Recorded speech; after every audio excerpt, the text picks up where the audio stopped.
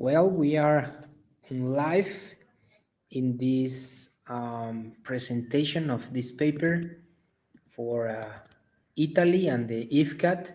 And I'm very glad to share this paper with my colleagues from Italy and Mexico about the effects of COVID on the perception of well-being, work, and entrepreneurship in Mexico.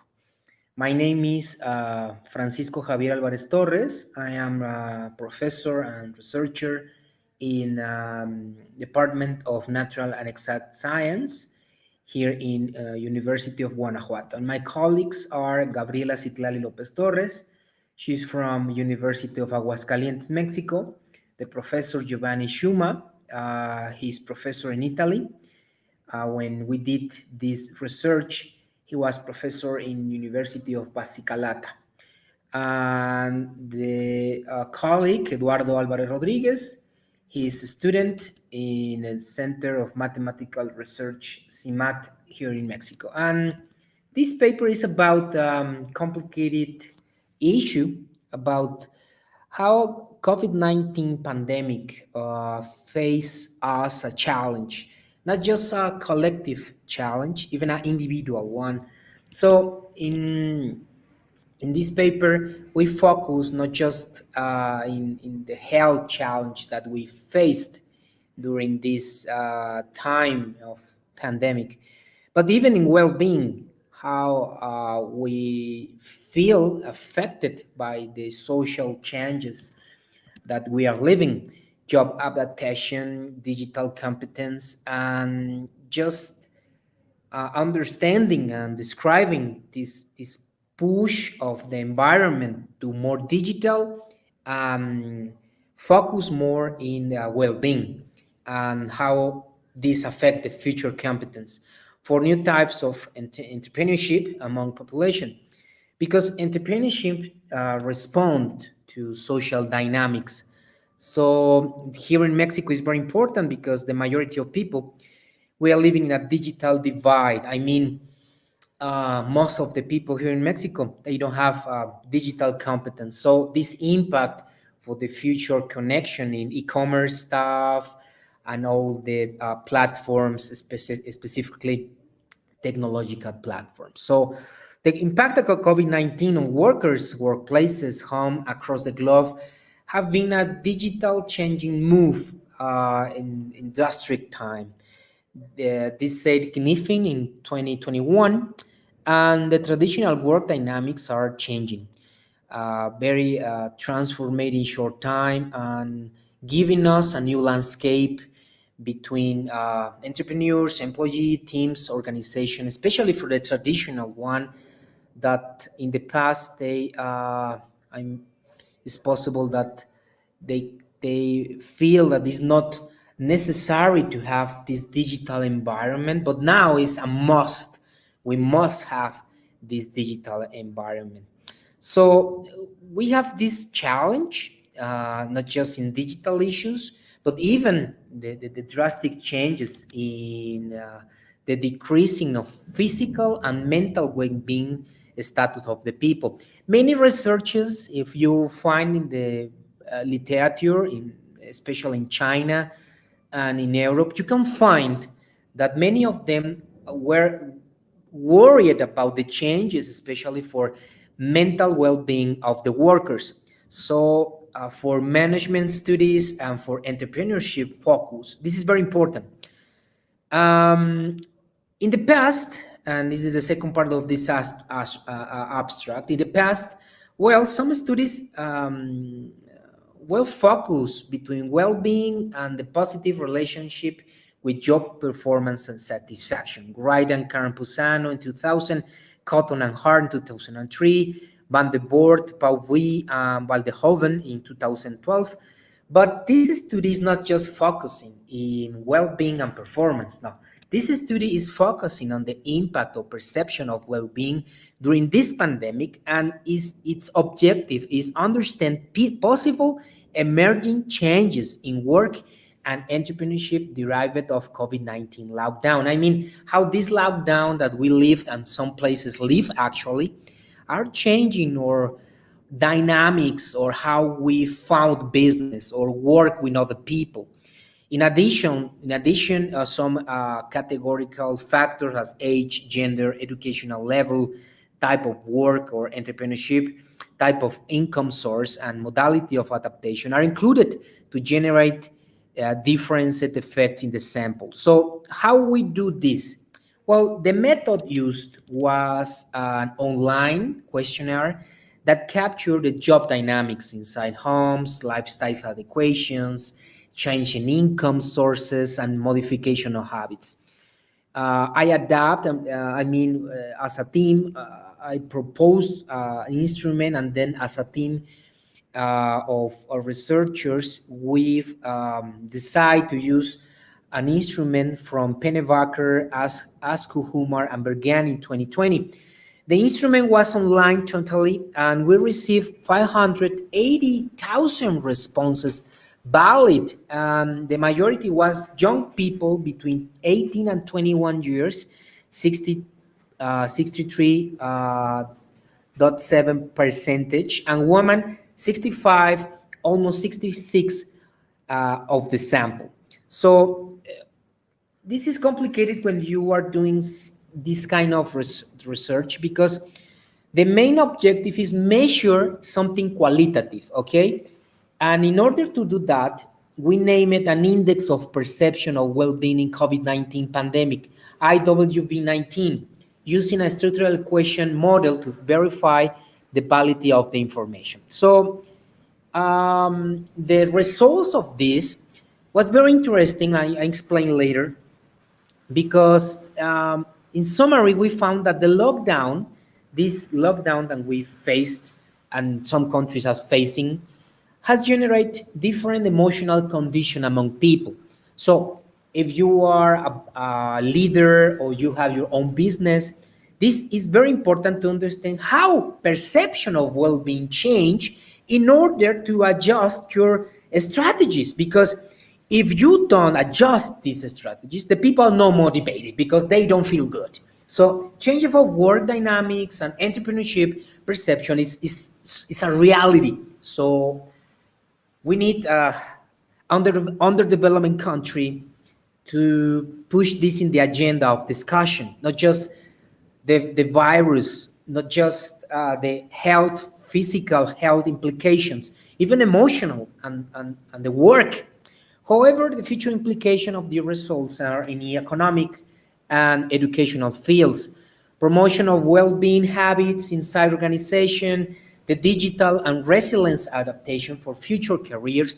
This said HIT and McDonald's 2020, and the new challenge for digital inclusive education, remote working, and digital entrepreneurship are the challenge to face in 2030. This is very important. Felsted and Hinsky in 2017 said in a paper, in a research paper, but this is very important because we are talking about how these conditions affect for the future 2030 agenda. Okay, so I will explain very quickly just the introduction, and I will move more about the perception of well-being and COVID-19 and the model that we use. Okay, well-being is complicated to define, okay, because it's about two main dimensions. The first one is physical and the second one is mental. So in the context of COVID-19, lead us to reflect how these two dimensions are related to health and productivity. So according with some organization guidelines and with the complication of the pandemics, many workers have been working from home, this home office, and many people realize that many home offices are a romantic idea of working in home. You know, you have the kitchen close to you, the bed close to you, and maybe you rest a little, but it's not. Your kids are, if you have kids, are running in the house, your wife is doing something else, and you are in the kitchen giving a lecture or a meeting. So this new reality faces how complicated really is home office. And this giving us a lot of questions about how we use technological tools to enhance the time, enhance the productivity. But in this new scenario, not just technological, not just COVID-19 questions arrive. Instead of that, new questions arise the environment. For example, how has this transition impacted people's lifestyle? Has your perception of well-being improved or worsened? How has your adaptation to remote work or remote entrepreneurship? This is a new kind of entrepreneurship necessary in this remote digital context. And I'd say this question came to me because we are living in a new context of how you do business and how digital environments support this new business. For example, you and me are connected right now talking about this. And in the past was difficult and not common. Now it's common between everyone. Okay, but focus on in well-being, okay? So well-being for the Dainar in Fujita in 1995 defined well-being as the affective balance, okay? So how you realize an effective balance? Well, this is obtained by subtracting the frequency of emotions, positive emotions, and the frequency of negative emotion and perceived satisfaction. When I read that, I realized that you can make a formula about well-being because you receive positive emotions and you receive negative emotion all the time because your work, your newspaper, your family, etc. So the summary between these two dimensions giving you a perception of well-being. So this is very important to understand the future of the investigation. So, for example, for Lunding in 2013, the phenomena of well-being is deduced by three components. The first one is the feeling of freedom in the elections. The second one is the feeling of pleasure. And the third is the feeling of closeness to someone or something. This is very important because it involves emotional conditions. And if you realize during this crisis, emotional conditions change during family, change in the work, and change around your social environment. So we discussed that, and for many authors, this COVID-19 crisis, like as Taleb in 2007 said, was a black swan of the millennium, changed everything about decisions in a very short time, motivate new precautions, change the economy and the condition of the economy, change mental and health implication in the short term and the long term, and giving us the uncertainty of how you remain in home during this period. I will move now in the next part. That is the model, okay? But before that, I will talk about a little bit about remote work and the new kind of organization that is born. Now, the organization needs labor strategy to favor the well-being of the staff and training workforce with skills with post-COVID economy. Adaptability in new skills formed from remote work, flexibility in product and service distribution chains, and a high capacity for resilience in the face of uncertainty. These two elements, according to some studies in the United States, you can find it because the schools, the university are preparing the guys and girls, students, for past conditions. So adaptability to new conditions is key to understand well-being. Because if you don't have the conditions, you feel stress about how I will do this work continuously because I need to change, I need to adapt new conditions. So, well, the method, as as said, was structural questions, and this is the model, okay? We designed an instrument with this dimension, 7 dimensions, to in reflective way to create this index of perception of well-being in COVID-19. These dimensions are well-being, behaviors related to COVID-19, family economics, family life, human relations, society, routine habits, and emotions. So this is the model that we evaluate. But I will move to the results. This is the model with the results with Smart PLS software, and this is the mathematical measurement. It's important to say that the model have a reliability, validity. All the tests I did in mathematical model was correct. But the most important thing here is about the results. So, and this is very important. So 17% descriptively mentioned that feel worried about losing their job, and 40% mentioned that the confinement derived for an impact in human relationship with family, friends, and co-workers. So this is a social fabric broken. And we now to face this reality as governments and organizations to create new ways to restore this social fabric broken. According to multi-group analysis, women and people with a basic level of education reflected changes in the perception of their well-being in the dimension of family economy. So family economy was a dimension that received the impact of the changes, especially for reduced income, a lot of parents lost their work. So it's curiously that some of the results said that the economic impact of population was different depending of educational level and gender, because a lower educational level and a woman receive more the impact of this changing of conditions, especially about life-work balance than men.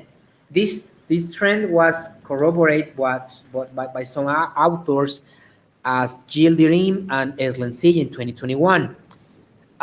In other analysis, the participants with a higher education level reflect a greater effect on this dimension of well-being. And I mean that because it's just an preliminary finding, and we can infer that on a higher education level, the changes in an emotional dimension will have a greater relevance in the perception of individual well-being. So, if you have higher education, emotional dimension is more important to you. This is very important. So, for knowledge workers, emotional balance and emotional reconnection is very important for these workers and the organization that have this kind of workers. Because if the exposure to emotional exhausting, well, the performance of this kind of workers will be diminished because they need more emotional support to do this high intellectual task. Okay? So the model, just to be a brief, measure how this well-being perception change during time. And this is the model with the final analysis. And as conclusions, well, the conclusion of this research, we resume in three great conclusions. The first one is the well-being is a key point for remote work, and the promotion of habits of physical and mental well-being is fundamental for the organization of the future because of this stress process and the technology giving us more stress. The human technological leadership, we need more kinds of leadership with dignity and balance to understand that we are not robots, we are human beings. And the digital organization, we are facing the remote work more in the future, a new kind of leadership. So we're facing a transition to digital organizations, new leaders, new needs, a new context. So in order to harmonize this transition, well-being and the promotion of dignity and social connections with individuals, other organization, local organization, and global organization are very important and is the key for the future, to be sustainable in the future. So this is the end of this conference. Is a paper of this is the reference. It's a paper that I hope would be published in the future in a journal. But this is for IFKAD 2021 in Italy. So thank you very much for the people in Italy that is watching this in live or record. And thank you very much for my colleagues, especially for Doctora Gabriela, Dr. Giovanni, Maestro Eduardo, and all the people who participate in this research that we are going to discuss, believe me, the implications in the future. So thank you, and a big hug from Mexico to Italy.